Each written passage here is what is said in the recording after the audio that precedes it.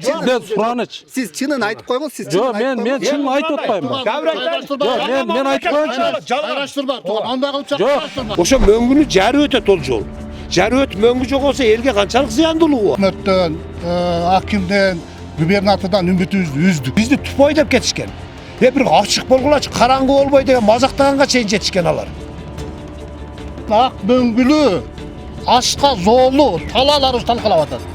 Калган урпактар кимдин эмне деп ойлошот ошондо? Талкалап салганына табалар дейт туурабы? Башынан эгарга кышык отурбадым кам. Мыйзамды бузаткан жерим болсо, мына сотрудниктер турат, азыр алып барсын. Карьерде 2 жол турса, 3-чү жолду эмнеге элди кыйнап буну бузабыз деп атышат, билбей атам, түшүнбөй атам. Анда прокуратура жалган айтып атат. Жоқ. Же сиз жалган айтып атасыз. Мага караштуу кысым кылып сүйлөгөн, тап келгил ошо кайнап сүйлөгөн. Кетсин дедим, мен айттым. Мамлекеттик ишкана кала ачалат. Жоқ, кала кыргыз өмүр Биз мамлекет эме, биз мамлекеттин өгөйүбүз биз. Мына база турган эле жерде 2 жыл мурун, 3 жыл мурун сонун болуп кыргыз үйлөр тигилип, сунуштаган жол жаратылышка, элге, ошол эле коомчулукка зыяны көбүрөөк тийбеген жер. Жол сала турган болсо биз суу иче албайбыз вообще. Бизден бир гана маданият айылына түшкөн суу ошол жерден башталат. Себеби ал жерде 1000 булак бар. Зыян тийбей, мөңгүгө такалып турган жери жок ал жерде. Канча 5-6 километр алып жатат. Мына биздин мустак. Оңой эле ачып коюп.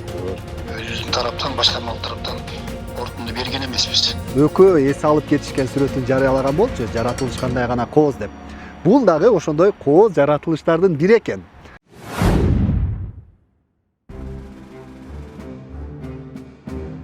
Бүгүн биз алыскы Алай районунун Чоң Каракол айылына келдик. Мурда мал жанын багып, жай күн кечирип келген тургундардын санаасы санга бөлүнүп, айласы алты кетип турган чагы.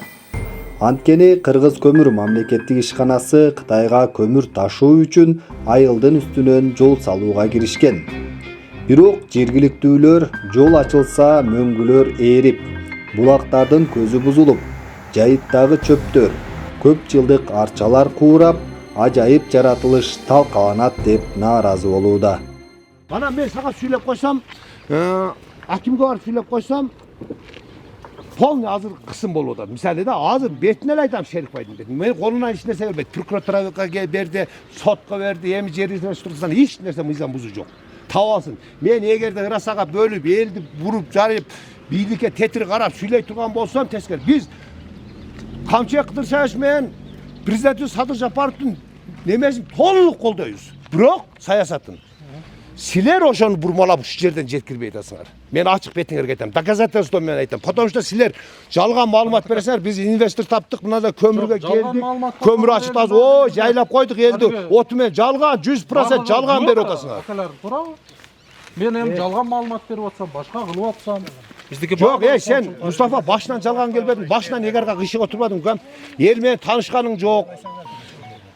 Чогулуш жасаганда биз мына келип туруп айтканбыз.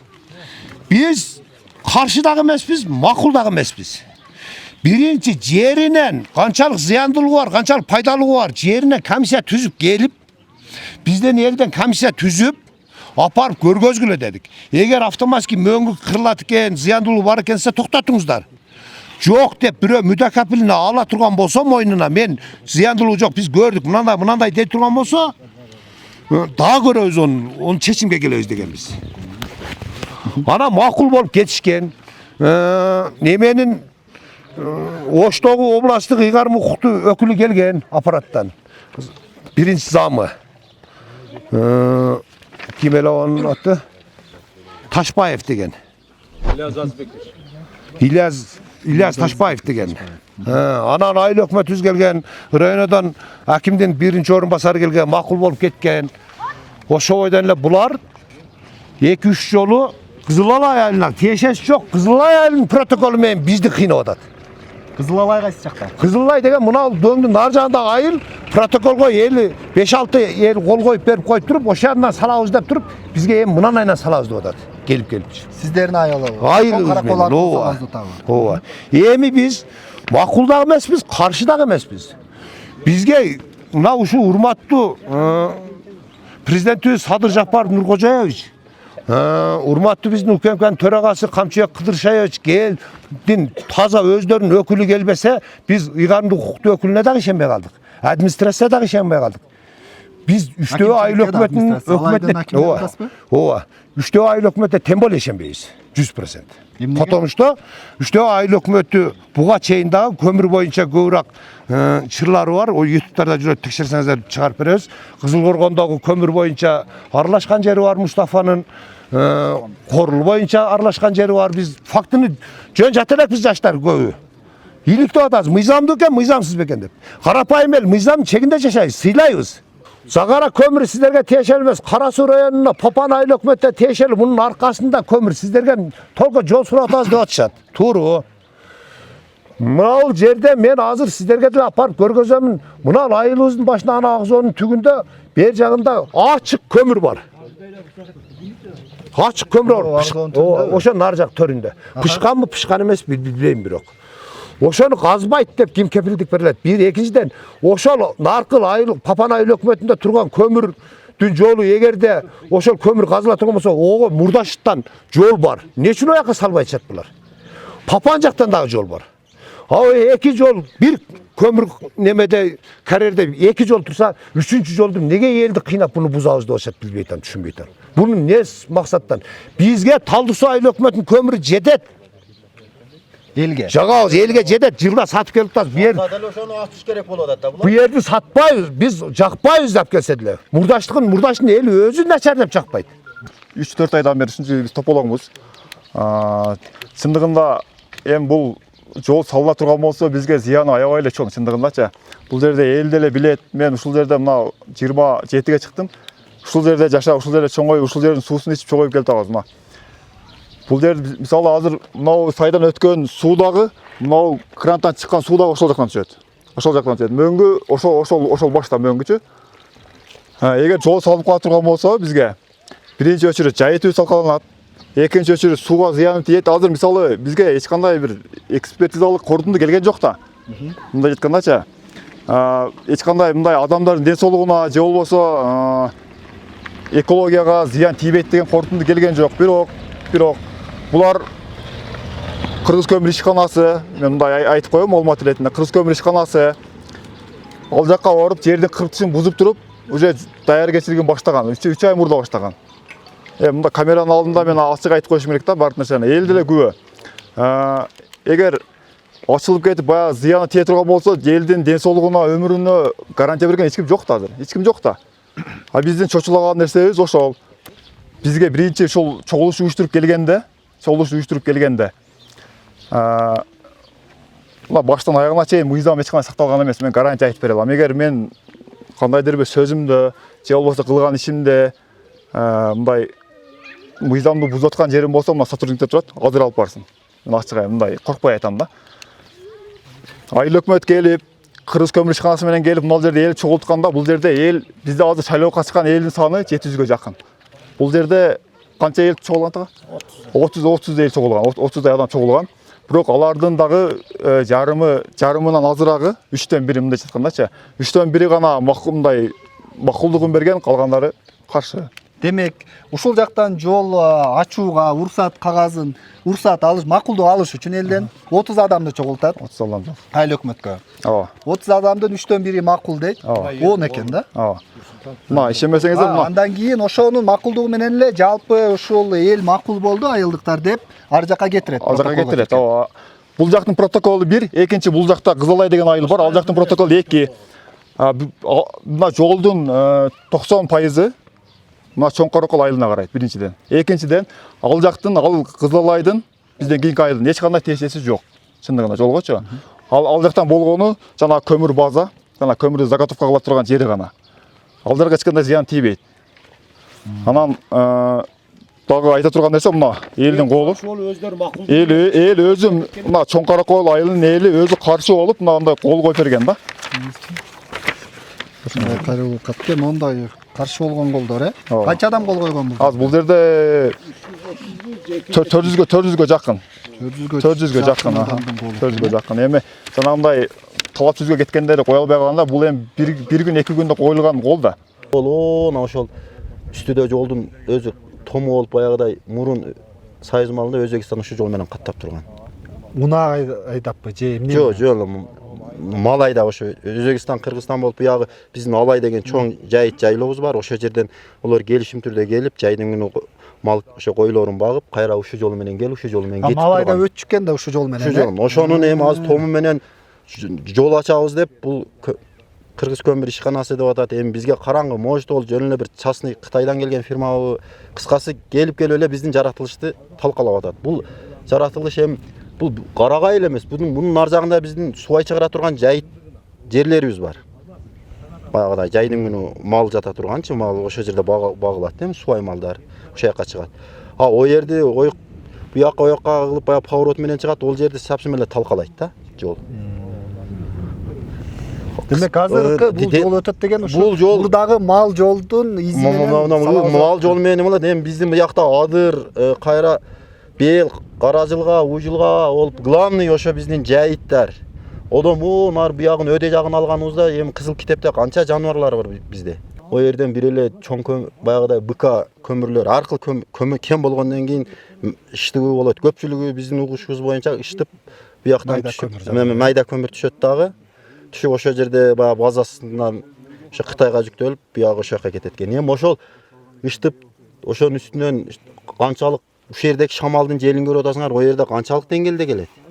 А мына биздин ошо бүт одон учкан эмел ошо биздин айылыбызды булгайт. Биринчи мына природаны булгайт. Бул эми канча 2-3 жылбы, же может 10 жылбы, 15 жылбы одон кийин биз бул жаратылышты көрбөй калышыбыз мүмкүн. Мисалы азыр көкмөк болуп турса, одон кийин көрүшүбүз мүмкүн, саргарып кетиши мүмкүн. Эми жана көмүр уча бергенде онун вредниси буну эме кылат да. Ошончо жерден жол алып эме болгондон кийин онун чаңы, онун ташы, одон чыккан аткот, таш кулайт. Таш кулагандан кийин одо канчалаган чоң. Мисалы, она күдүр быдыр зоодо эме болот. Кичине эме болсо, ошолор талкалап эме болгондо зыяны тиет ошол жердеги аны өсүп турган карагайга, ошо жаратылышка ошо. Мындай жаратылышы кооз жер экен бул жер. Сиздер эс алууга, жайлоого, кайсы жакта ушул жактарга чыгасыздар, ушул тараптан? Мынанын ичинде жайлоо, бунун ичине чыгышат. Буякта жайлоо бар, буякка чыгышат.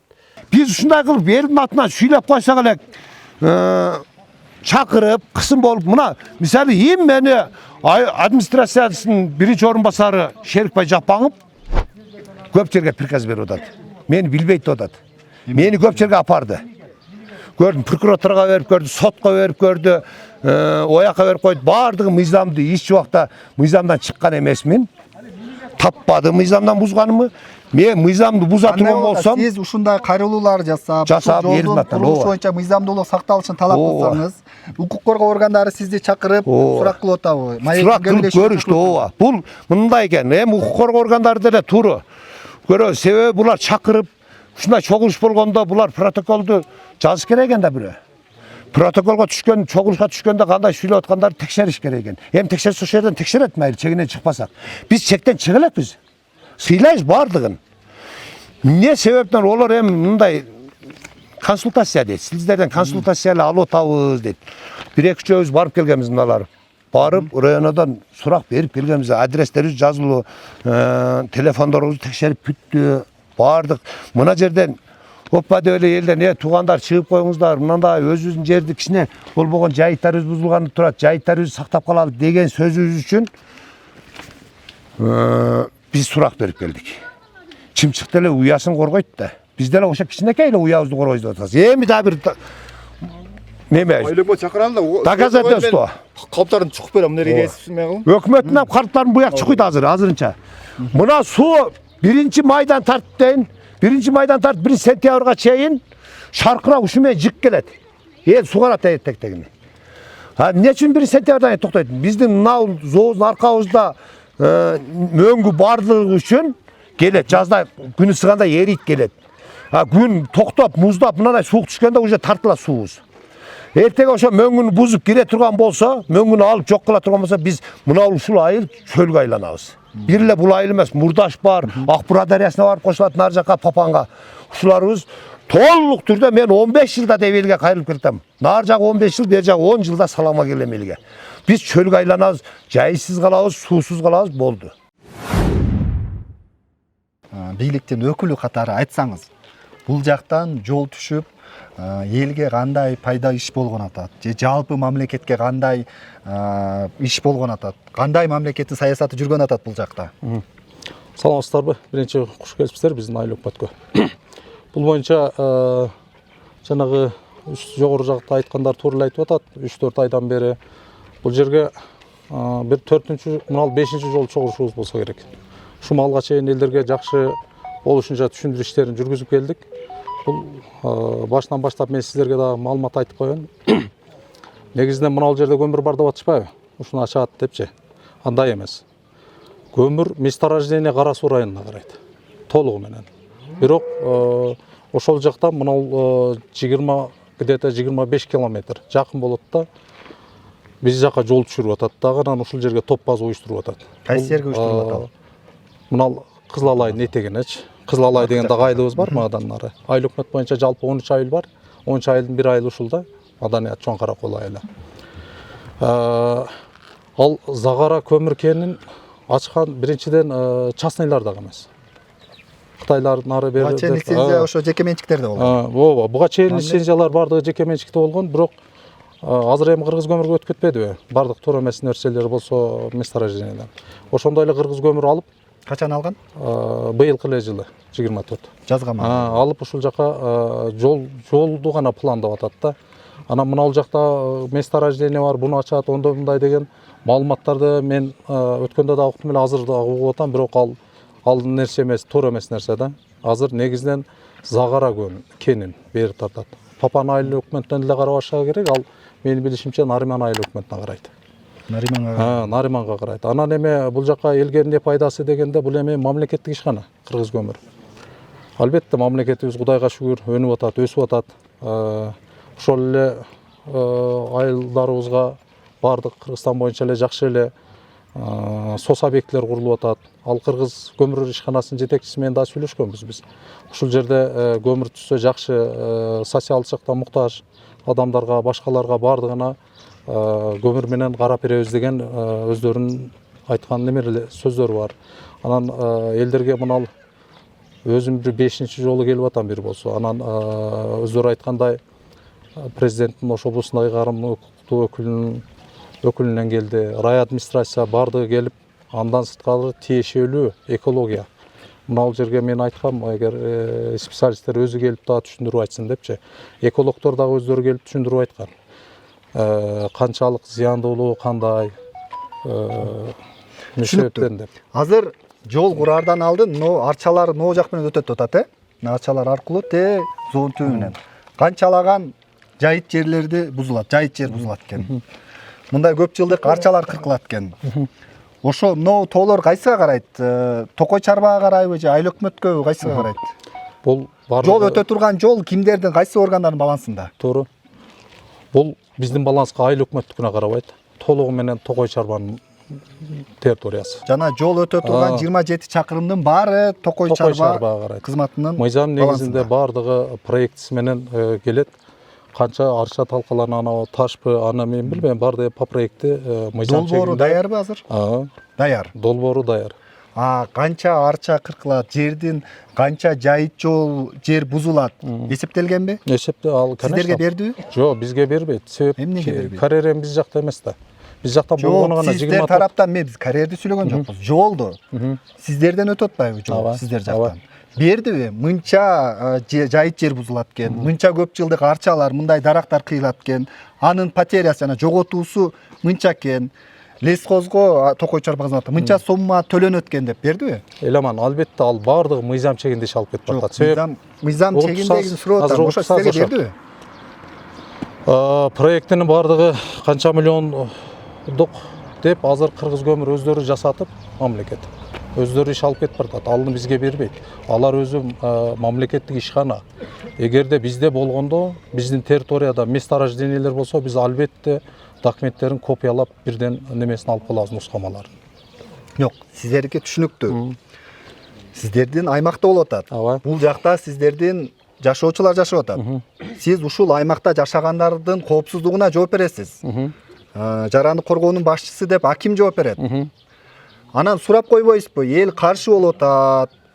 ызгычы болот да жол түшсө мондай болот экен деп. Мен барып көрсөтөйүн деп экологиялык экспертизаны мына көрсөтпөйсүз бийлик алып келип анда. Мынча жоготуу болот экен, буга мынча төлөйт экен, социалдык жардамдар болот дейт. Мындай болот экен, ошону түшүндүрбөйсүз. Балким булар деле түшүнөт чыгар анда. Мирлан мырза, Эламан. сиз Эламан, сиз өзүңүз жакшы түшүнөсүз. Ал проектти бардык ошол тиешелүү органдардан өткөндөн кийин, экспертизадан өткөндөн кийин анан күчкө ээ болот да. Значит, бардык уруксат кагаздары бар мыйзам чегинде. Сиз даярдап атпайсызбы аны? Даяр. Даяр болсо сиздерге да бериш керек. Эгер неме болсо макул, биз эл менен бир күн чогулуп көрөбүз. Сиз менен деле чогуу көрөлү, азыр бүгүн эле бар. Ооба. Азыр бар бул проекттин чогуу эле көрөлү эгер неме болсо. Сиздерде барбы? Азыр жок, кыргыз көмүрү менен чогуу эле. Көмүр менен көрсөтөр, эгер көрсөтө турган болсо. Алар эми өз ишканада өздөрүндө болот, постоянно bizde болбойт. Сиздер сураган эмессизби Жок, сиз? bizde болбойт. Сураш керек да, анда элди ушунча ызычы кылбай, элди дүрбөлөң салдырбай.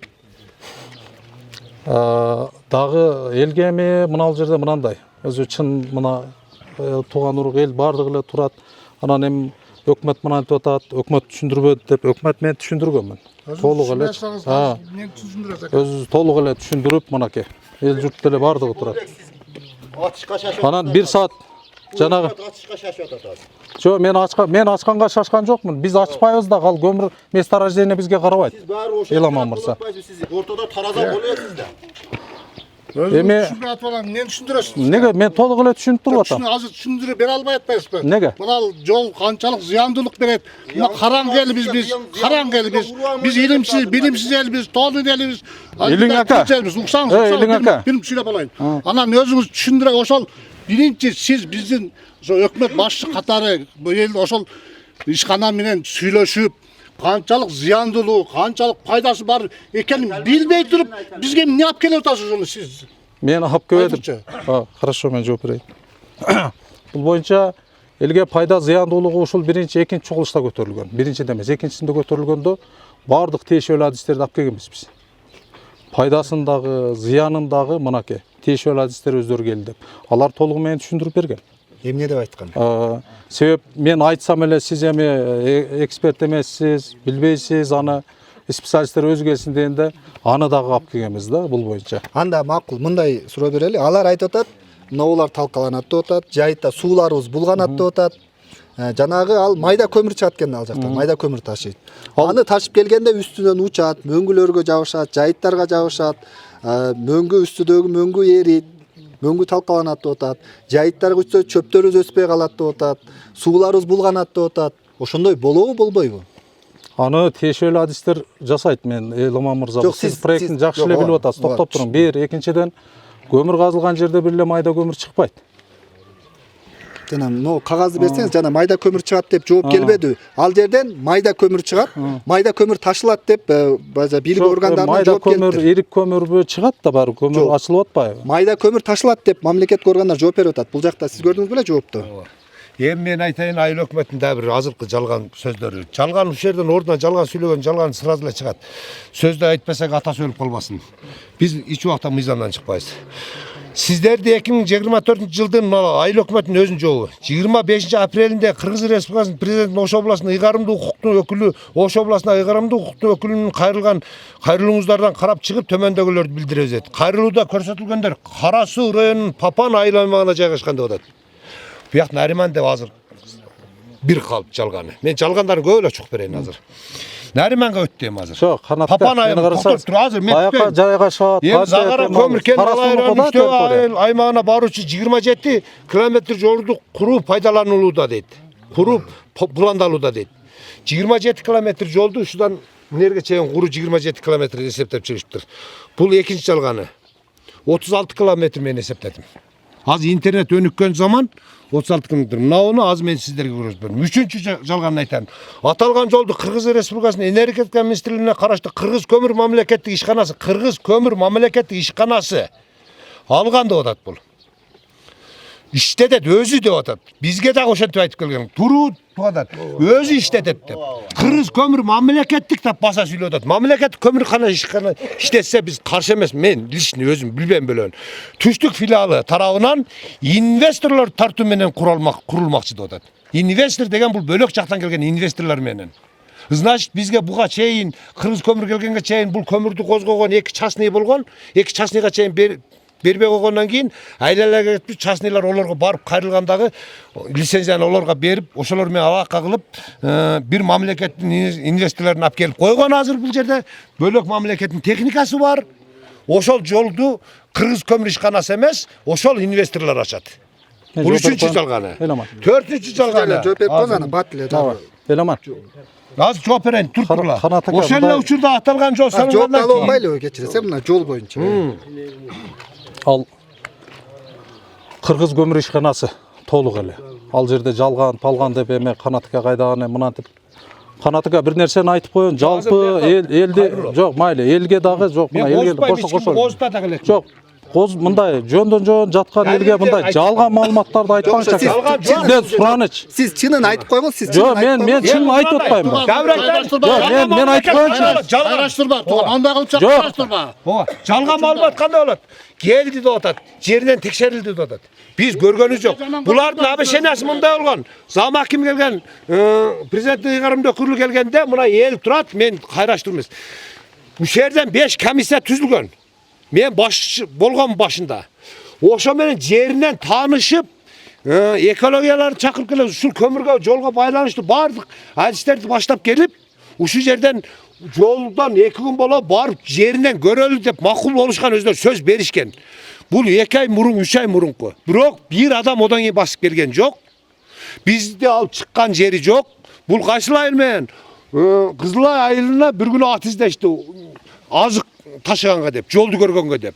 Ал жолду көргөн адам, жолдун чертажын чийген адам барып келиптир Кызылай айылынын эли менен. Биздин эл менен мамиле түзбөй жатат. Жанагы райондун акиминин жообунда айтып атпайбы, жергиликтүү тургундардан 5 адам кирген комиссияга деп. Ошо 5 адамдын бири сизби? Бири менмин. Ошол комиссия келдиби, келбедиби? Келген жок. Көрдүңүздөрбү? Алар айткан ошо жеринде көрөт. Мен 1-2 жерге барганымда айтты. Биз интернеттен эле дейт. Космостон эле карап аныктап коебуз дейт. Бирок биз о космоска ишенбейбиз, жеринен келиңиздер. Биз каршы эмеспиз, макул дагы эмеспиз дегенбиз. Биз биринчи жеринен толук аныктап чыгыңыздар деген гана сөздү айтып атабыз. Бул жерде мен макулмун, мен каршымын дейлик эч ким. Просто канчалык зыяндуулугу, канчалык пайдалуулугу бар экен, ушул элдин ошол мөңгү бар деп атам го. Мөңгүнү нар жактан талкалап киришти деп атышат. Ошол мөңгү канчалык элге пайдалуулугу бар эле, мөңгү турса. Ошол мөңгүнү жарып өтөт ол жол. Жарып өтүп мөңгү жок болсо элге канчалык зыяндуулугу бар. Ушуну түшүндүрүп бериңиздер деп гана талап кылып атабыз биз.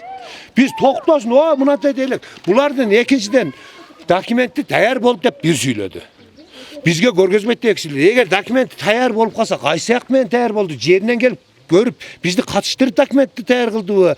Не себептен аны секрет кылып элге көргөзбөй атат булар? Ушул жерде күтө турасызбы, бир аз кечиресиз. Жанагы аким жооп бергенде жергиликтүү тургундардан 5 адам комиссияга кирет дептир да. Ошол кирип, жеринен көрүп, зыяндуу зыян эмес экенин аныктап айтып келишет деп. Ошол комиссия келип жүрдү бул жак жерине бардыбы? Комиссия өз жооп берип атпайбы? Жок, мен сизде бул айтып атат, мен көргөн жокмун. Келбептир. Мен албап турдум. Айыл өкмөт башчысы катары сиз билбейсизби? Комиссиянын курамында өздөрү бар мына киши. Мен өзүм кошуп койгула деген, бул жерден дагы бир 2 жөн кошкон. 5 кошулган. 5 кошулган. Комиссия келгенде кабарыңыз жок, келип текшергенден кабарыңыз жокпу? Жок, мен комиссияда жокмун. Жок, айыл өкмөт башчысы кабарыңыз жокпу катары? Сиздин аймактан өтүп атат. Жок. Комиссияны мен билбедим. Түшүнүктүү. Жергиликтүү кеңештин депутаттары барбы сиздердин айылда? Бар. Барбы бул жерге келгенде? Бул жерде жок азыр. Жергиликтүү кеңеш депутаттары жокпу? Ооба, 4 мандаттуу депутатыбыз бар эле. 4тө шайланган сиздердин айылдан. Жергиликтүү кеңештин депутаттары ушундай чогулушта, сиздердин көйгөйүңүздөр болуп атса, келген жокпу эч ким? Чакырылдыбы? Маалымат жеткенби? Жок, жеткен. Мындай мыйзамда да бир бар. Элдин 3төн 2си чогулса, чогулуш кворум болот деп. Анан чогулуш элдик чогулуш деп аталат. Ал жерде 20 адам менен өздөрүнүн тууган уруктарын чакырып келип туруп загылгыла деп туруп ол жерден ушундай кылган. Анан башта айландыргандар ушул болгон. Биз бул жактагы өкмөттөн, акимден, губернатордон үмүтүбүздү үздүк.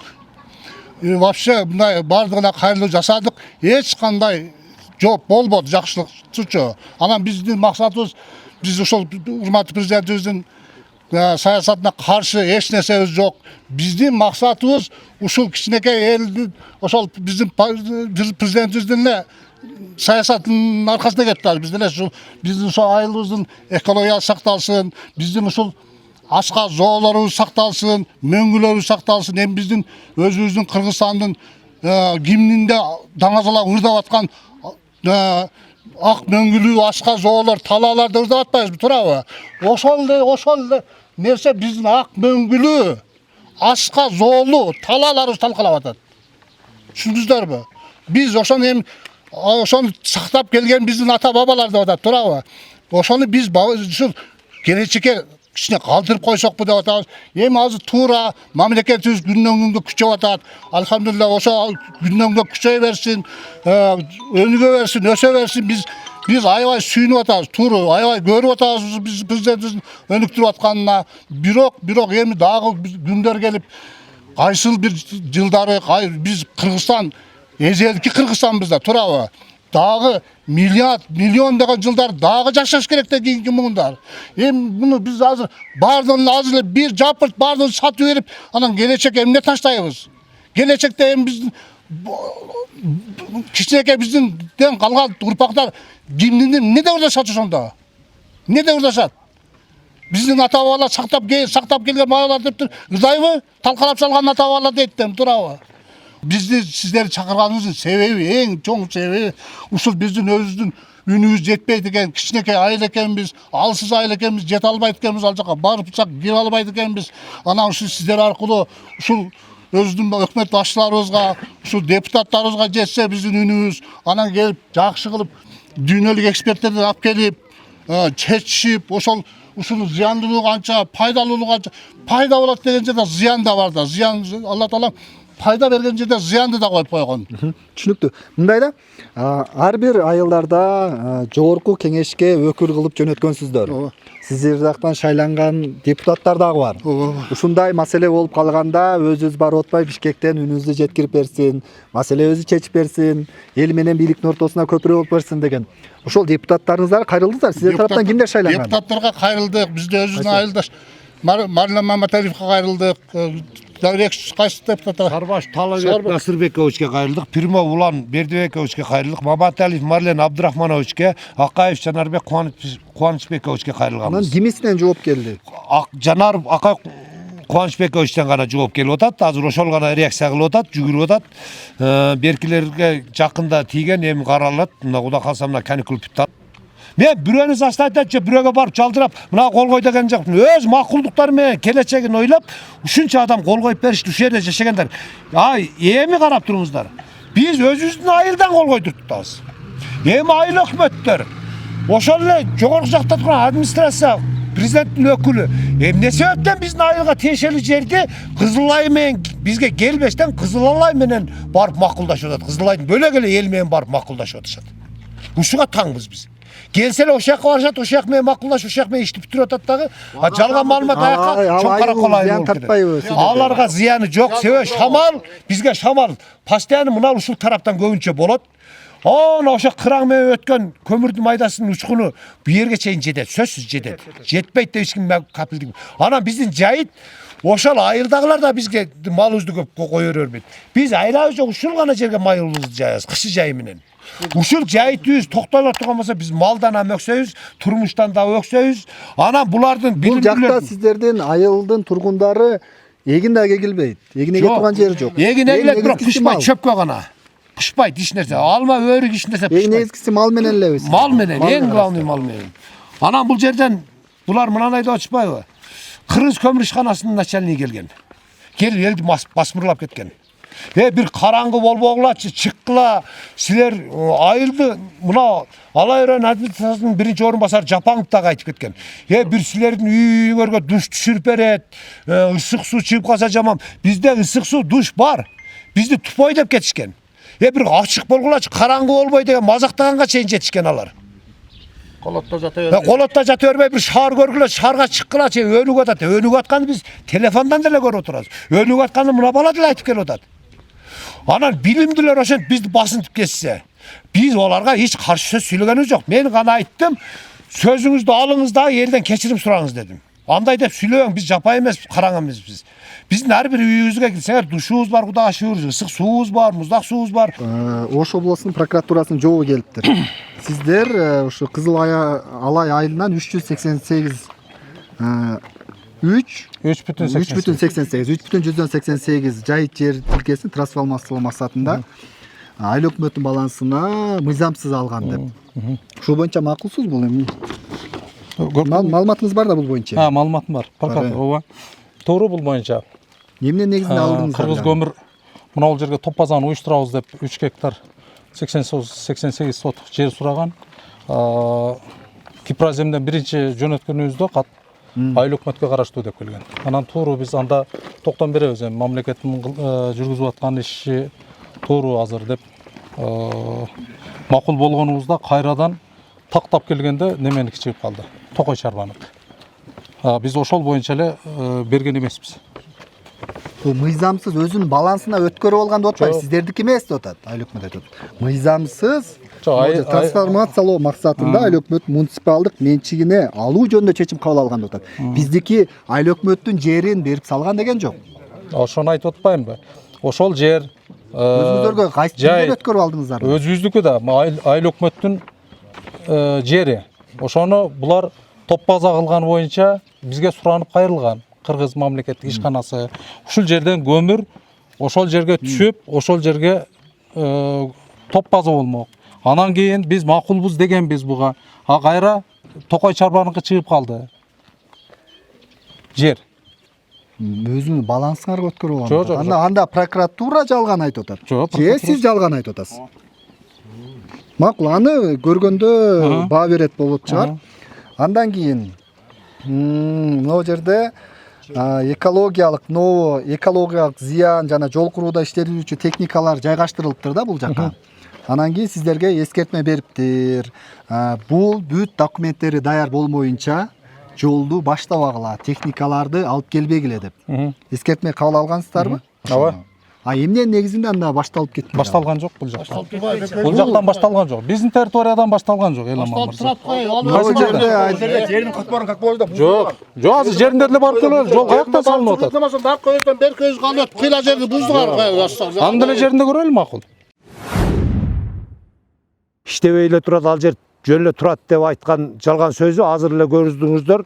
Машина келип иштеп, жумушчулар бияктан чыгып, бардык эле иш кыймылдар жүрүп атат, свет орноштуруп иштер жүрүп атат. Мына жерге келип экологияны бузуу боюнча дагы тапшырма берилген экологиялар бузулган эмес дедилер. Мына жолдор жарлар турат, төштөрдү жарларды бардыгын бузган. Бул канчалык зыяндуулукта бузулду билбейбиз. Экология канчалык деңгээлде штраф салып, айыл өкмөткө канча штраф түштү, канчалык суммада түшүп атат. Бул база Кыргыз көмүр ишканасы бөлөк республикадан тартып алган экен. Аны түшүнбөйм, бирок ал бөлөк мамлекеттин ишканасы, Кытай республикасынын ишканасы достук деп аталат экен кыргызчасы. Азыр эле котормочу Бектүр деген баласы келип бизге мен баяк куруп келди. Анан сурасак, ушул көмүр казуу боюнча келгенбиз. Ушул жерди ушундай кылганбыз, бизден эч ким кабар ала элек. Биз көргөнүбүз жок. Жөн эле биз турабыз мына жерде 4-5 Кытай бар экен. 1-2 кыргыз кишиси бар экен. Анан 3 котормочу бала барбыз деди. Ушулар эле азырынча жатат, бирок кыймыл иш жүрүп атат деди. Нар жак тараптан, Сагара тараптан бери көздөп казып келе жатат деп айтты. Кытайлар казып келе жатат, жолду салып келе жатат деди. Мустака келип калыптыр. Ошол мөңгүнү талкалап, бузуп талкалап келе жатышат деп айткан сөзүн азыр эле далилдеп угуп отурдук, көрүп отурдук, бардыгыбыз кулагыбыз менен уктук. Ошого биздин ишибиз орнуп атат. Биз көмүрдү казганына, мамлекеттин кылып аткан ишине эч убакта каршы эмеспиз. Биз көмүрдү бери көздөп жалган жол турса, жолдон бөлөк жол ачып, ушол биз ишчү мөңгүлөрүбүздү талкалап келе жатканга ишибиз орнуна ушинтип эл чыгып кайрылып атабыз. Ары жакта 2 жол бар экен. Эмнеге 3-чү жолду салып атат, мындай тоолорду бузуп талкалап? Сарылчылыгы жок. Ал жакта 2 жол бар, каякта 2 жол бар экен. Мурдаштын өзүндө жол бар. Туура. Мурдашта бар, туура. Мурдаштан түссө болот да негизи, туура. Эми Алай районуна Мурдаштын ал эми Кыргыз көмүрдүн өзүнүн саясаты да. Каяктан жол салат, каерди казат, каерде месторождение алат. Ушул жерде бир нерсени айтып койсом болобу элиңизге? Азыр айыл өкмөтүнүн жогун угуп атабыз да. Бир дагы бир элдин ден соолугу жөнүндө бир эл жакты бир угайын деген сөз болгон жок да, ачык элечи. Бул жерден эмнени байкасак болот? Мисалы, буга чейинки чогулуштарда азыр менде видео далил деле бар. Айыл өкмөт келип, мына жыйналып аткан элдин же биздин сүйлөп аткан сөзүбүздө же кандайдыр бир мыйзам бузуу болгон болсо, мына укук коргоо органдары анықтап берсин. Бирок айыл өкмөттүн ишине эгер биз кандайдыр бир сөз сүйлөп койсок, бизди райондук ровдуга чейин алып барышкан. Мен чакырган, мен келген эмесмин. Мына бул жакта жарандарыбыз барган. Булардын аракетине дагы мен ушул жерден президентибизге Камчей Кыдыршаевичке кайрылып кетет элем. Айыл өкмөттүн, биздин айылдык кеңештин ушул бизди жөн сүйлөп койгон сөзү үчүн ровдуга алып барган сотрудниктердин аракетине мыйзам чегинде баа берилиши керек, сөзсүз берилиши керек. Бул эртелик эштир, бул ачык чыга турган нерсе да. Экинчиден, бул жерде видеодо мен азыр сиздерге көрсөтөм бул видеону. Бул жерде айыл өкмөт келген дагы эмне деген? Кечеги кыйкырып сүйлөгөндөр гана деп туруп, бул жак талкуу кылган. Мен сизге көргөзөм, анан далил деле бар. Кыйкырып мени талкуу кылган. Кайнап сүйлөгөн бала гана деп. Мени не жыйын эле? Мен бул жерде айыл өкмөт келгенде мына жерде ошого каршылык болуп, каршы эмес, жөн эле сүйлөгөн сөзүм үчүн, кийинки чогулушта этекте болуп калгандыгы үчүн мен ушул жерде болот деп ойлоп отурсам, мага чейин эле мен барганга чейин эле айыл өкмөт кыйкырган. Баягы кыйкырып сүйлөп аткан балаңар гана таап келген машина болсо алып келгиле деп кыйкырып турган моментте мен барып калгам, сразу токтогон. Бирок онун видеосу бар бизде. Толук. Бул кыйкырып сүйлөгөн мага кысым катарында. Onu путу колун байлап келиш керек деген да сөздөрү бар. Мага караштуу кысым кылып сүйлөгөн. Таап келгиле ошо кайнап сүйлөгөн. Келсин дедим, мен айттым. Алып келгиле деген. Сиз айттыңыз, ошону алып кел, onu алып кел. Сага ишенбей калдык дегенде мен айткам. Өткөнкү баягы кыйкырып сүйлөгөн. Чакырыш керек ошо. Ошону чакырбайсыңарбы? Жок, өткөнгү баягы кайнап сүйлөгөн. Ошолор мен чакырдым, мен чакырыш керек. Экиси күнү мына сиздердин атыңыздардан Жок, айтылды бирок толук. Табиlet akbelimde size. Alып келе ошо. Келди эле өзүчү кайра.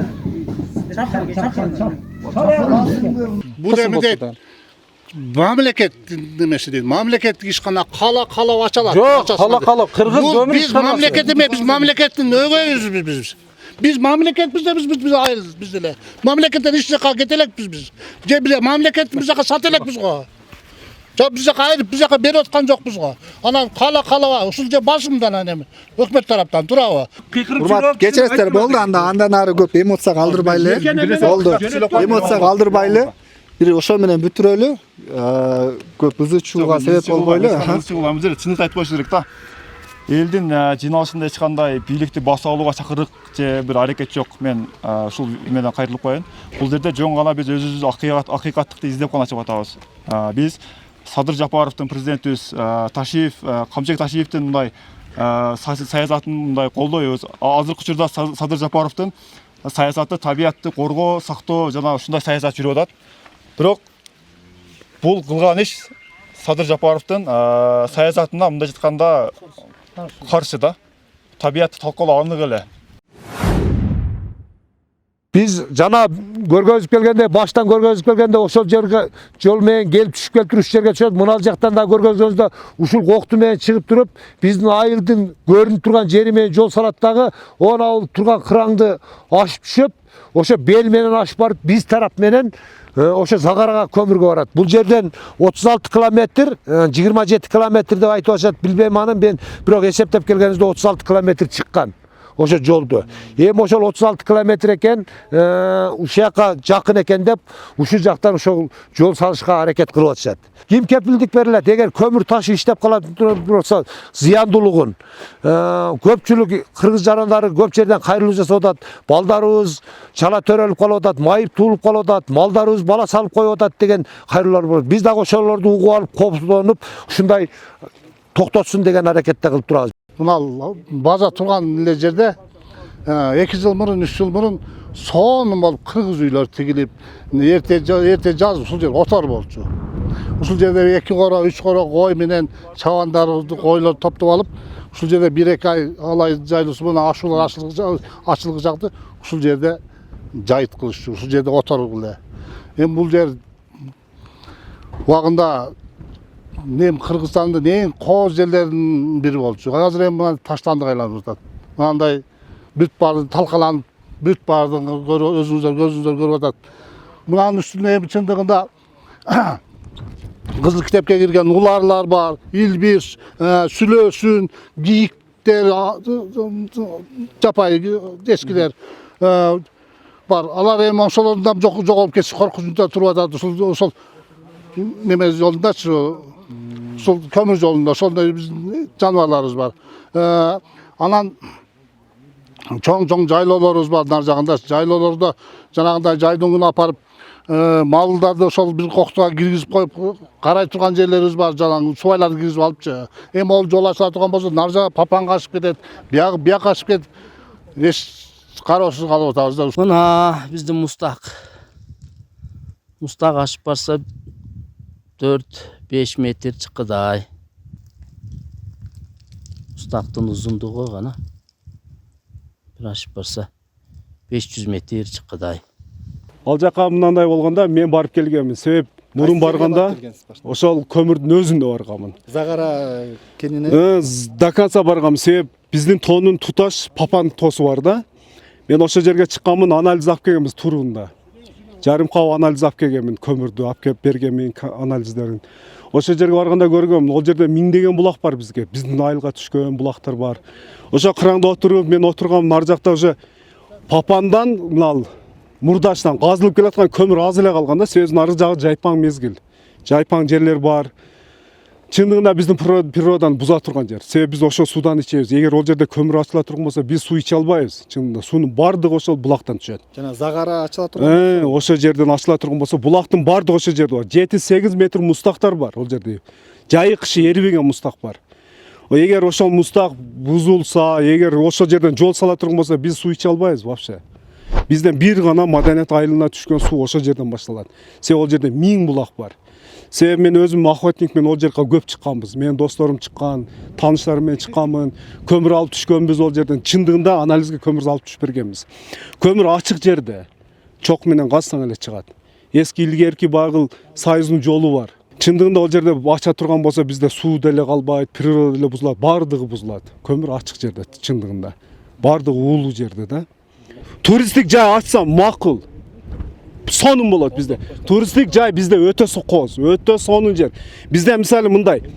Мен охотникпин, ачыгын айтып коеюн. Эгер ол жер ачыла турган болсо, же бир да жаныбар болбойт, ачыгын айтып коеюн. Бир да жаныбар болбойт. Жаныбар болбогон жерде жашоо деле болбой калат, чындыгын айтайын. жаныбарларды көрүп эле жүрөсүздөр. Жаныбарларды биз мындай эле көрөбүз, алдыбыздан эле качат.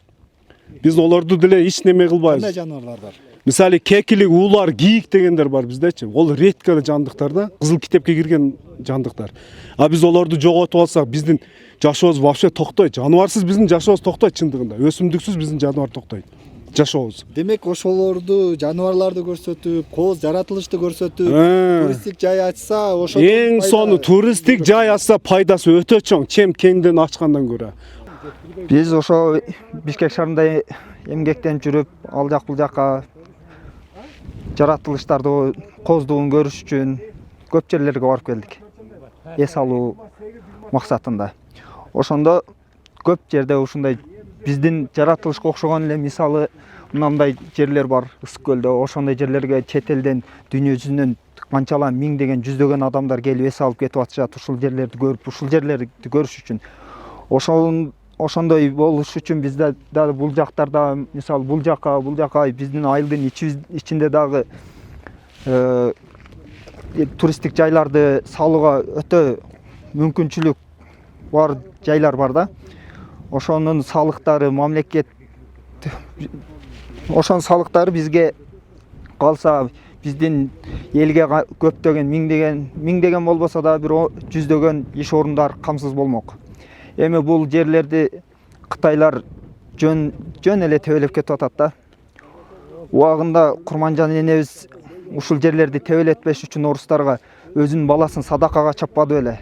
Бул жактан карасаңыздар эми мусурлар атайын убагындай ачык ташталган да, атайын мусурга жай коюлган эмес. Бул жер жайытта эмичи. Карасаңыз мына бакалашка жатат. Мисалы мына жерде техникасынын бир запчасы жатат.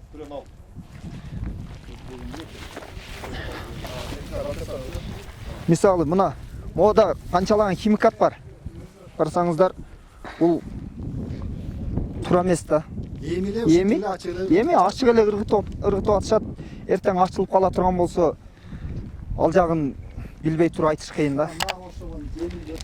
Эми баштыктар монтеле ыргытышып таштап. Эми бул мусор да бул.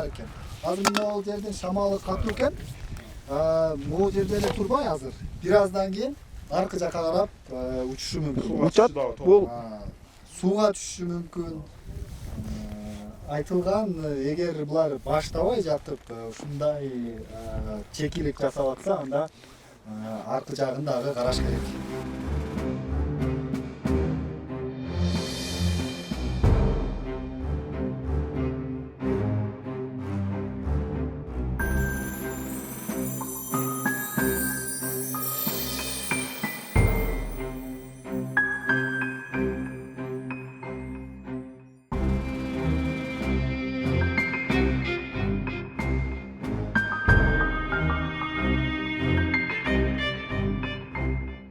Урматтуу көрүүчүлөр, мына Чоң Каракол айылынын тургундарынын кайрылуусун уктуңуздар. Жана эле айтып кеткендей, чынында президенттин өзүнүн саясатында тоолорду сактоо, экосистеманы, экологияны коргоо боюнча ар дайым байма-бай көтөрүлүп келет.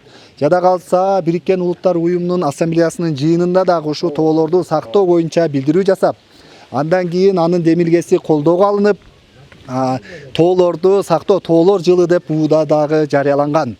Ошонун негизинде, жалпы саясаттын негизинде ушул маселеге бийлик органдарынын көңүл буруп коюшун суранабыз. Бул жерде тоолор, экология жана мөңгүлөр деген маселе турат экен.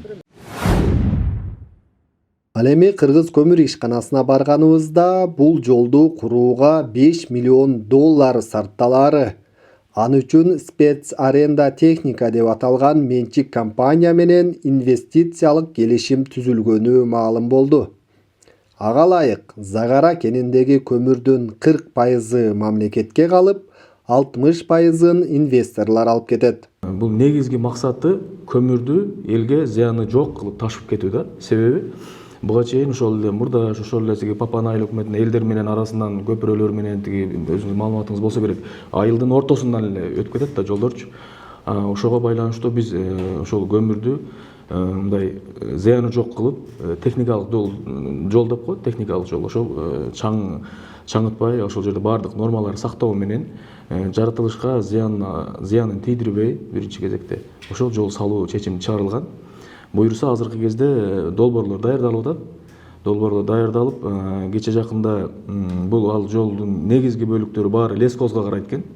Ал лесхоз барып бизге предписаниясын жазып берди. 9,5 миллион сомдун тегерегинде болот экен. Жаңы иштин жүрүшүндө жол курулуучу аймак лесхоздун жери болгондуктан Токой жоготуу проектисин эсептелип 9,5 миллион сом эсептеп берди бизгечи. Аны азыр төлөө алдында турабыз. Аны төлөгөндөн кийин буюрса бизге долбоор берилет, анан акырын жолду куруу иштери башталат. Бул жол 27 чакырым деп атасыздар. Долбоор боюнча кандай? Ал жерде дарактар кыйылат деп атат, мөңгүнүн түбүнөн өтөт экен, мөңгү талкаланат деп атат. Бул ушул Чоң Каракол айылына түшкөн булактардын башынан өтөт экен. Ал булактарды талкалайт деп атат, булактарды тебелеп өтөт деп атат. Биз суусу жок калабыз деп атат да. Эми ал алдын ала туура аларны мен элдерди туура түшүнсө болот. Себеби суу бул өмүр булагы деп коет. Кыжалып болуп атат. Бирок биз айтып атабыз, мамлекеттик ишкана катары, биз биринчи кезекте ошо зыяндуулугу элге, жергиликтүү элге зыяндуулугу аз болушун каалап атабыз да. Ошонун негизинде долбоорлор даярдалды. Бизге качан гана уруксат берилгенден кийин ошо ал жерде мөңгүдөн айланып өтүп, же болбосо ошо булак чыгып калса, булакты өзүнүн нормасы менен турбаларды коюп эгерде чыкса да, ошондой бир нормаларды сактоо менен курулат ал жер. Жөн эле барып эле мурдагыдай заман жок азырчы. Азыр баардыгы мыйзам чегинде. Бирөөнүн жанагы элдин жаратылышка же болбосо элге коопсуз болуш керек да. Себеби бизге өлкө жетекчилиги тапшырманы так даана коюлган. Биринчи кезекте ошол жаратылышка, элдерге зыяны тийбегендей кылып. Экология жана жаратылыш министрлиги алардан да корутунданы алып баштадык буюрса. Бар, азыр жокпу? Азыр мен сизге так жооп бере албайм, бирок мен сизге эгерде бар болсо, WhatsApp'тан биздин пресса жөнөтүп коет. Корутундусу азыр менин колумда жок, себеби бизде айтып атпаймынбы, бизде түштүк филиал жеринде иштеп атат, сиздер дагы мына күтүүсүздөн келип атасыздар. Жок, биз сизге атайын даярдап, интервью Жок, 2 күн мурун чалып, ана сиздер даярдап келбедиңиз. Биз жөн эле ишиңиздерди кабыл Жок, мен мага бүгүн айтты, бүгүн мына азыр эле айтып, бүгүн кабыл алып коет келсин, маселе жок дедим, келсин, кабыл алып коет дедим. Маалыматыңыз болгондо мындан эми биз чалып келдик дегеним, биз прессага айтып күтүүсүз кирген. Мага күтүүсүз болду да. Жок, маселе жок. Эми 5 кол тең эмес да. Кээ биркилер наразы болот, кээ биркилер ыраазы болот. Ыраазы болгондор көбүрөөк болуп атат. Биз элдер менен жолугушуп атпайбызбы? Жанагы бизге жайлоого чыкканга аябай жакшы болот экен деген дагы сын пикирлер айтылып атат. Жайлоого биз мындай ыңгайлуу чыгып кетет экенбиз. Кайсы тургундар ошол үчтөбө айыл өкмөтүнүн тургундары. Үчтөбө айыл өкмөтүнүн башка жак тургундары мисалы үчүн макул болушу мүмкүн. Болбосо мына көпчүлүгү Чоң Каракол айылына түшөт атат. Алардын жайыты дагы ал жерден дыйканчылык башка кыла алышпайт экен. Болгону мал багат экен. Биздин жайытыбыз ошол жерле жайытыбыздан өчөт экен. Анан бул жерде майда көмүр ташылат экен. Жок. Бул жерден бир корутундусу могу жакта жүрөт, майда көмүр ташылат деп. Мындан ары Кытайга экспорттоп кетиш үчүн болуп атат да бул. Бул Загара кенинен ал жолдун салынышы Кытайга экспорттоп алып өтүш үчүн салынып атат ал жол, туурабы? Жок, мындай туура айтсаңыз, бу жерде Кытай деп жазып турган жок да. Бул жерде биз айтып атабыз, биринчи кезекте жергиликтүү элге сапаттуу көмүрдү камсыз кылуу. Андан баягы майда көмүрдү элдер жакпайт да. Майда көмүрдү бизде штып деп коет.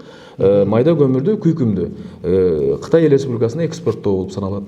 Негизги багытыбыз бизде мына кышта буюрса жакында мына жылуулук мезгили башталды уже. Биздин ошондо дагы бир интервью алып келсеңиздер жакшы болот да. Биздин көмүр кандай сатылып атат, кандай элге берилип атат, кандай топ базалар иштеп атат. Мен сизди ошондо дагы мына прессанын негизинде мен сизди чакырып кетмекмин да.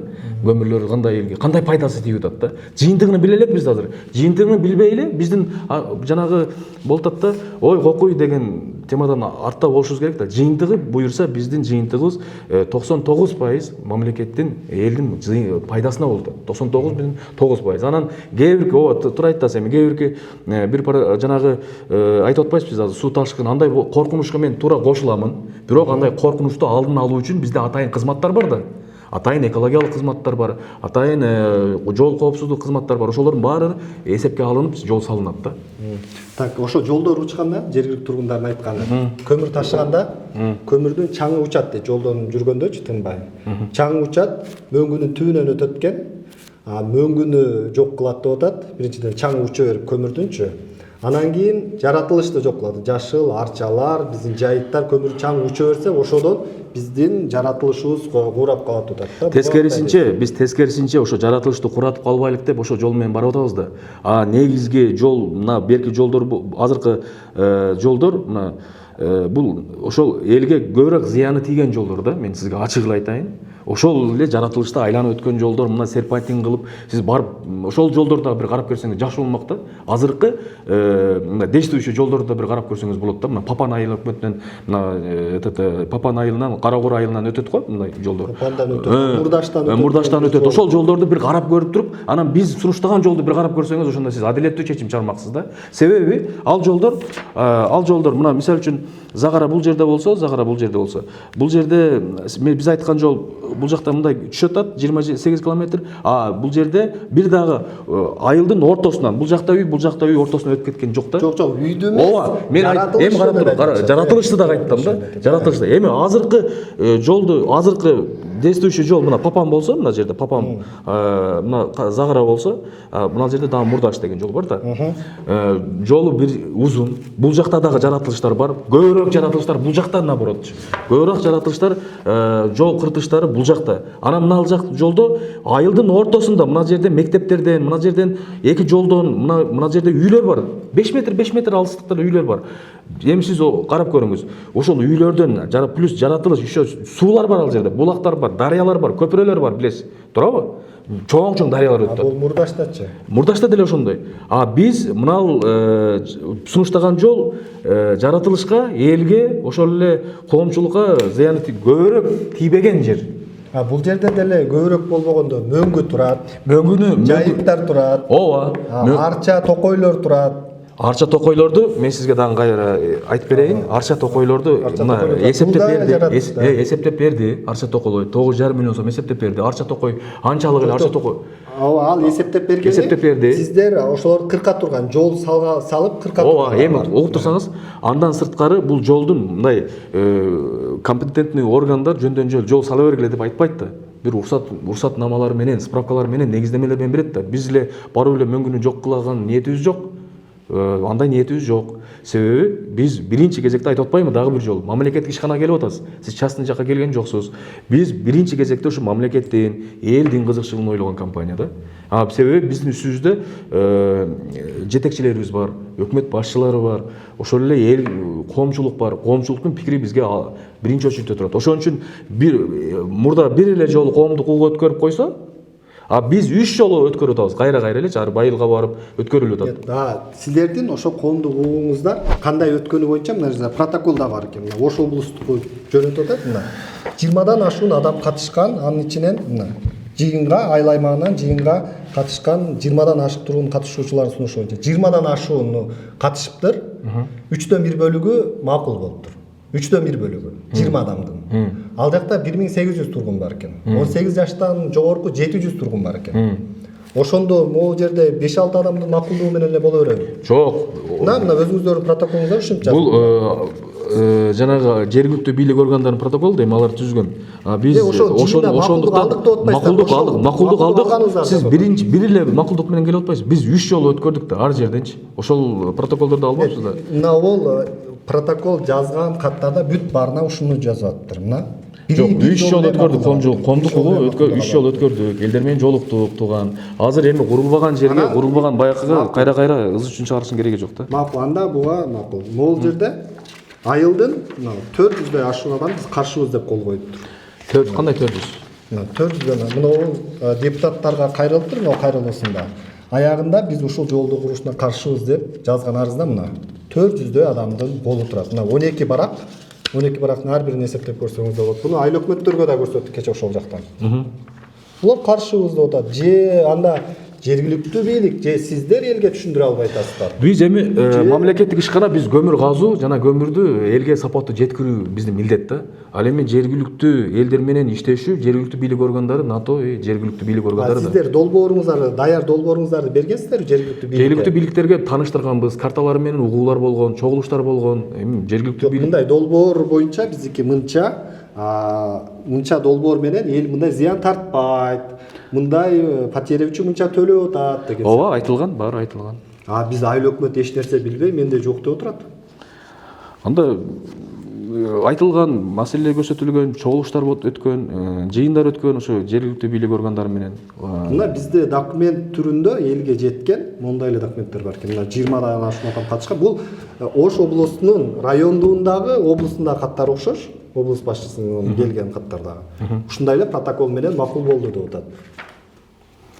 Бул мындай болуп атат. Анан сиздер азыр документтер даяр эмес деп атасыздар. Экология жаратылыш министрлигинен коротундусу барбы жокпу билбейм деп атасыздар. Жок, азыр мен так жооп бере албайм деп атам. Себеби айтып атпаймынбы дагы бир жолу. Ошол жакта азыр биз бүт документтерини, бардык уруксат кагаздарын, ошол эле убакытта жанагы жолго кетүүчү чыгымдарды, жолго кетүүчү жанагы башка бир жагдайлардын баарына түшүндүрүп бергенбиз документтерин. Эми буюрса ошол чечимдерди күтүп атабыз, берилсе эле жумуш болот да. Жумуш сиздер ошол негизинде башталды элек деп атасыз. Бирок ал жактан Папан жактан келип, жолду казып келип, мөңгүгө келип токтоп калышыптыр. Мөңгүгө чейин казып келип коюшуптур. Себеби ага чейин биз мөңгүнү айланып өтүү деген план турат азыр. Мөңгүгө тийбей, мөңгүдөн алыс зыян тийбей, мөңгүгө такалып турган жери жок ал жерде. Канча бир 5-6 километр алыста тур. Мына биздин Мустак оңой эле ачып коюптур жолду. Мустак мына. Долбоор даяр элек деп атасыз. Долбоор даяр боло элек, жаратылыш Ал, бере элек деп атасыз дагы, бирок ол корутундуну албай, документтер даярдабай туруп эле жолду баштап алыпсыздарбы? Аркы кызыл арчалы айлы жагынан топ база боло турган жерге техникалар жайгаштырып, базаны жайгаштырып коюпсуздар. Боло береби документи жок эле баштай берген? Документи бар ал жерлерде. Документи бар. Тийиштүү уруксатнамалары бар ал жерде. Барбы? Ал жакта бар. Анан сиз айткан жанагы жолду айтып атпайсызбы? Бул мурда пайдаланган жанагы мурда айтып атпаймынбы? Сиз өзүңүз дагы айттыңыз. Жергиликтүү эл ал жерде жүргөн жолда, мындай жол бар, арабалар жүргөн жол бар. Эми сиз барып көрдүңүзбү жолду уже? Көрдүк, биз дрон менен үстүнөн да тартып көрдүк. Мал жол экен, азыр ийиз эле болуп турат. Азыр жөө өтүшү мүмкүн, 2-3 мал айдап өтүшү мүмкүн. Мурда СССР учурунда баягы коро койлорду айдап өткөн жол экен. Ошондо дагы опурталдуу жол эле дейт. Канча койлор өлгөн ошол жерде деп айтып атышат. Ооба, ошону опурталдуу кылбаш үчүн биз мындай кылайын деп атабыз. Сапаттуу кылайын деп атабыз. Азыр баштап алыпсыздар го. Сапаттуу кылайын деп атабыз да. Жолду ал жерде мындай да тууган, техникалык проекттин негизинде бир жол кирген да проекткечи. Анан биз дагы ошону тастыктап, жолду өзгөртүү максатында дагы бердик да документтерди. Өзгөртүү максатында. Сиздерге буга чейин майдын башында, 30-майда прокуратура, Ош облусунун прокуратурасынан келген кагаз бул. Сиздер документиңер даяр эмес туруп, жолду баштап алыпсыңар, токтоткула деген эскертме берген экен. Муну көрсөңүз. Ошону да прокуратуранын да укпай анда башталып атабы дагы эле. Жок, азыр жол прокуратура далилдеп атат, сиздер документи жок, жолду баштап алдыңыздар деп. Сиз документиңиз бар деп атасыз. Жок, ошол убакытта, андан кийин токтоп калды, уже токтоп турат да азырчы. Жол жасалбай эле турат азыр. Казып келип калып атат. Жок, жасалбай эле турат азыр. Азыркы күндө жасалбай эле турат ошондон кийин. Макул анда. Биз сиздердин ошо топ базага барганда, ошол жерде котормочу болуп иштеген бир кызматкер бар экен, ал айтты, жумуш жүрүп атат. Ошол жактан, Папан жактан келип, мөңгүгө чейин келип токтошту деди. Эми жергиликтүү тургундар да көргөн бар экен, сиздердин котормочуңуздардын да айткан сөзү бар да, ошо болбосо видеосун көрсөтүп берейин азыр. Айтканын. Казып иштеп атат деген. Көрсөтөйүнбү? Жок, кереги жок. Кийин көрүп алабыз. Негизи жол казылып атканбы сиздин версия боюнча? Биздин версия боюнча ошо майга чейин баштаганбыз проекттин негизинде, биздин техникалык долбоордун негизиндечи. Себеби техникалык долбоордо жазылат да, техникалык жол курулуш керек дегенчи. Ошонун негизинде башталган, анан биз бул келгенден кийин токтотулган, анан ошо токтотулгандарды бир тазалоо иштери болгон да. Андан кийин уже мына жанагы көмүр чогултуучу база боюнча эле. Базаны жайгаштырууга документтер даяр беле? Ол боюнча жергиликтүү менен айыл өкмөт менен сүйлөшүп, жергиликтүү ошол бийлик органдарынан жанагы уруксат алгандан кийин бөлүп берилген. Мамлекеттик органдардан корутунду чыгып уруксат берилгенби? Ал жакта биз подготовительный работаларын, иш-чараларын жүргүзүп атабыз. Иш-чараларын, мындай алдын ала иш-чаралар деп коет го. Ал жерге 1 килограмм көмүр төгөн элек. Качан биз ошол көмүргө уруксат бергенден кийин анан көмүр төгүп баштайбыз да. 1 килограмм эмес, бир фурада, бир машинадай көмүр төгүлүптүр. Аны да көрөсүз анда видеодон. Бирок айтып коелу да, ал жер жайыт жер болгон экен. Мурда эл жер ошол жерге жайлоого чыгып отурушкан экен. Сиздер ошол жерлерди казыпсыздар, тегерек четтерин казып, жайгашып, контейнерлер, техникаларын жайгаштырыптыр.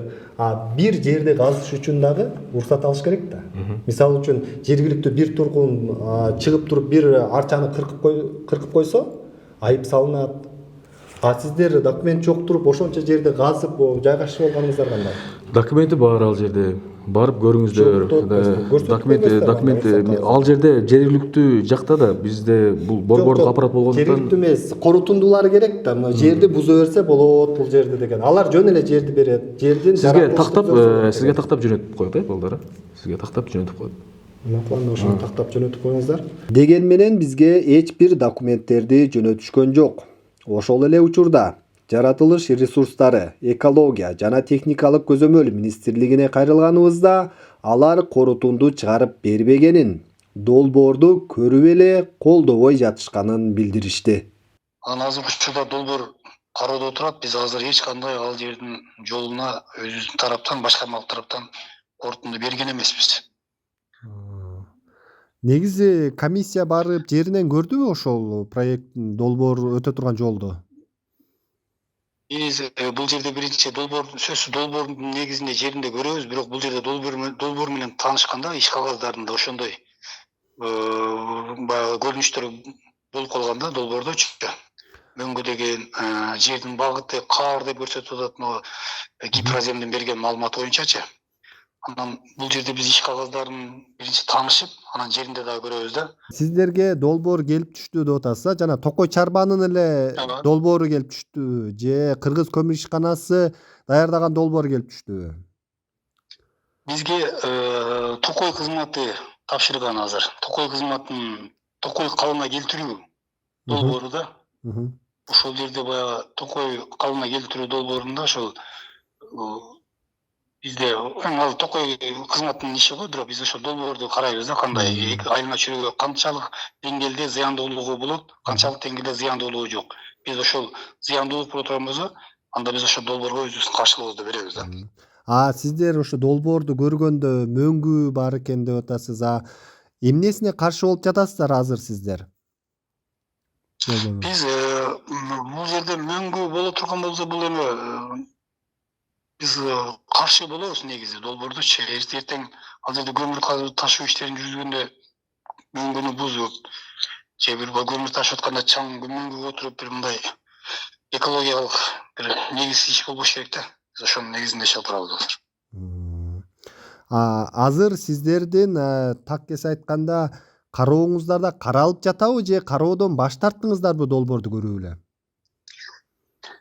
Биз азыр кароодо болуп атат долбоорчу, негизи азыр күндөчү. Кароодо болуп атат долбоор. Эртең ушул долбоордун азыр келип түшкөн долбоордун негизинде жеринде деле биздин азыр экспертиза бөлүмү барып карайт да.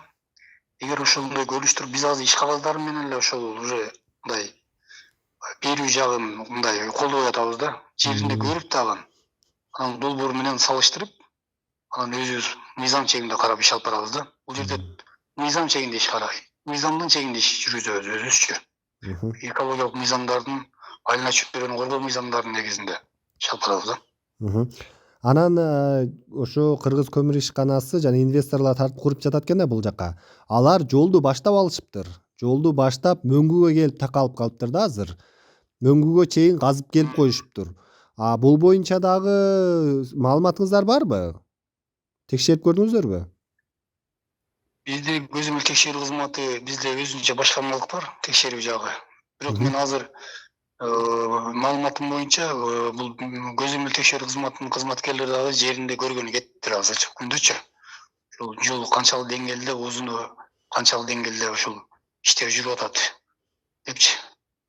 Эгер ушул азыркы салынып аткан жол айтып атам го, мыйзамга каршы боло турган болсо, биз макулдугубузду бербейбиз долбоорго. Бизге айылма чөйрө керек. Анан ушул жердин тургундарын сөзсүз баягы кайрылууларын биз эске алабыз.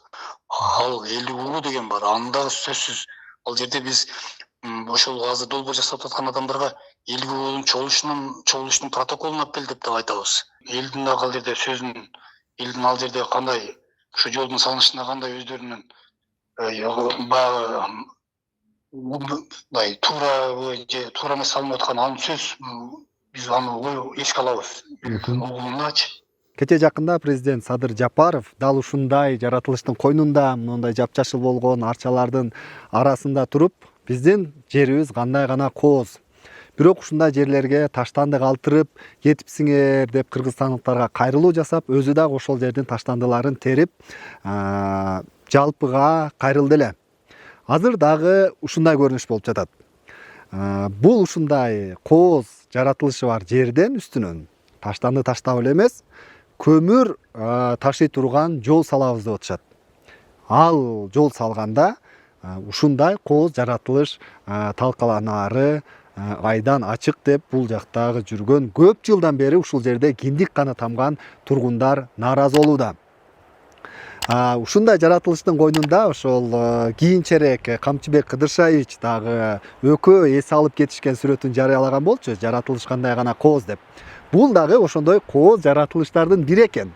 Андыктан мындай кайрылууну бийлик жетекчилери көңүл сыртында калтырбайт деп ишенебиз.